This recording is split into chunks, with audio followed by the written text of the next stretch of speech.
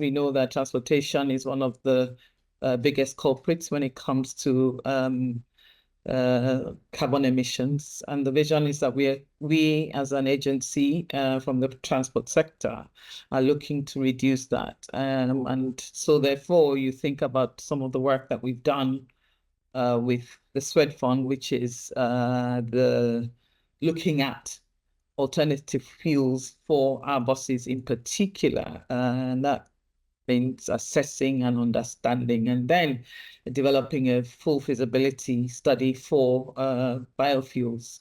So we looked at biodiesel, we looked at biogas, and to also understand the feedstock that is available, various criteria for assessing the viability of it, not just from utilization perspective, i.e. the feedstock, but also how commercially viable will it be such that it becomes something that we can look at. And we know that that will help us in getting carbon free in our transport system.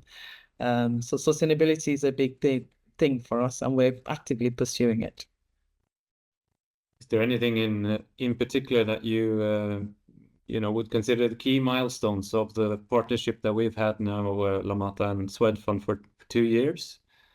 I think what is fantastic is the fact that we have actually done that feasibility study. We've started off with an assessment, we have done the detailed feasibility, and we have also defined a roadmap to implementation.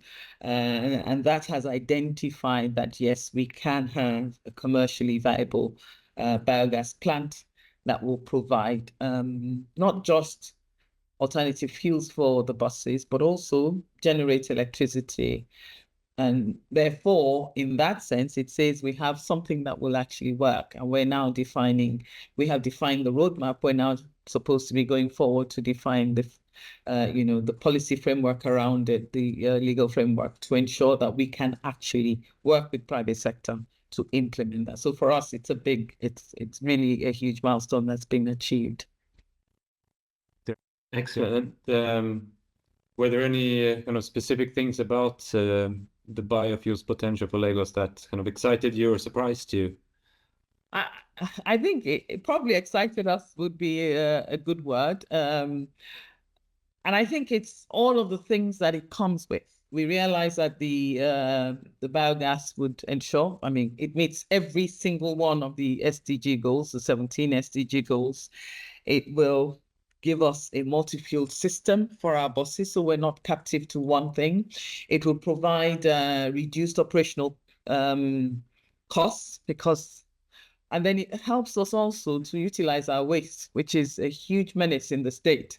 We're a city of over 22 million people. We generate hundreds of thousands of tons of waste on a daily basis that up until now has been seen purely as that. But now, when we can implement this, then we can not only manage our waste, we can use it to for positive means within the state. The byproducts can also be used for animal of fertilization of plants. So the implementation of this has a plethora of positives for the state. Yes. And looking a bit broader to more of the kind of socio-economic factors, and you're developing the transport system in many ways now pretty quickly. Like, what do you see as the positive impacts on other things than call it the green agenda with this? So yeah, for us, it's that means I'm generating jobs, I'm creating jobs. So you're looking at, even with the biodiesel, you're looking at, with the feasibility study for the one plant, we're looking at over 1,000 jobs. You're looking at beyond that, the ease of actually getting to work. So connectivity will ensure that people can access jobs, they can access education, they can access hospitals, social and economic activity within the state will be that much easier. Predictability of journey times says that I can plan my time, I can be more efficient in the way that I'm working. And so therefore, my contribution to the development the growth of the state is that much more, because I'm not spending 3 hours in traffic anymore. I'm spending 30 minutes for my one journey, and that means maybe I have 5 more hours in a day to actually be productive. There is also the reduced operational costs in terms of my public transport, because the cost of biofuel is that much cheaper than, and then from a social perspective, the ability to actually do my journey in a comfortable and an attractive manner. I'm sitting in a bus that is nice and comfortable. I'm sitting on a, so all of those things in my mind will also not just be good for the commuters, but it will make them that much more productive. So from a social economic perspective, it can only be good. Excellent. You've worked now with us for some time, and I know you also have other partnerships with various types of players. So what role do you see that international partners like us can play to contribute to your development? Okay, so there are two major things. There's the technical support. So if you think of LAMATA was created in partnership with the World Bank, and a lot of capacity building was put into it from the very beginning. So the technical support that helps us, not just in capacity building, but in this sort of thing that we've just done with Swedfund, the feasibility studies that will allow us to see the viability of various things that we can do within the state. But then there's also the developmental agencies bring funding to the table. So if I look at the BRT, and we were the first BRT in Africa, sub-Saharan Africa anyway, and in that sense, it was the World Bank that we worked with, and the loan was very low interest rates, and those have made it possible for us to implement certain things. We're also currently working with AFD, for instance, and they are funding us for the implementation of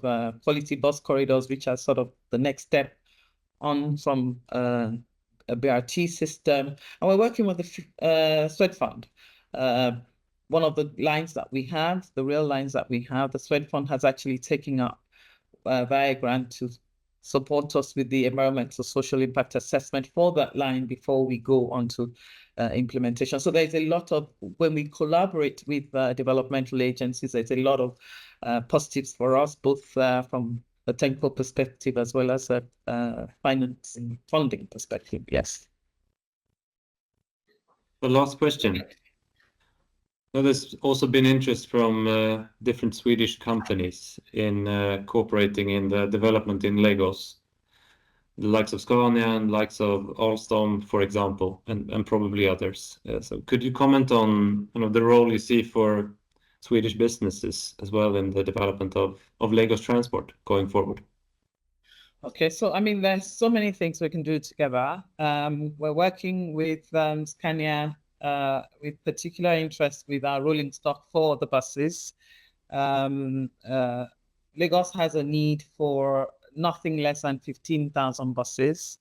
And so therefore we see Scania as a very good partner, not just from the perspective of supplying, but also from the perspective of maintenance, and then training engineers on ground to ensure that we get the life that we know that is possible out of their rolling stock. Another thing that we've sort of looked at, and I think could be good for us, is the possibility of looking at a feasibility study into the signaling system, the rail signaling system, and connectivity of our rail lines. We're newly building new rail lines, and where we've done 2, we're about to embark on a 3rd.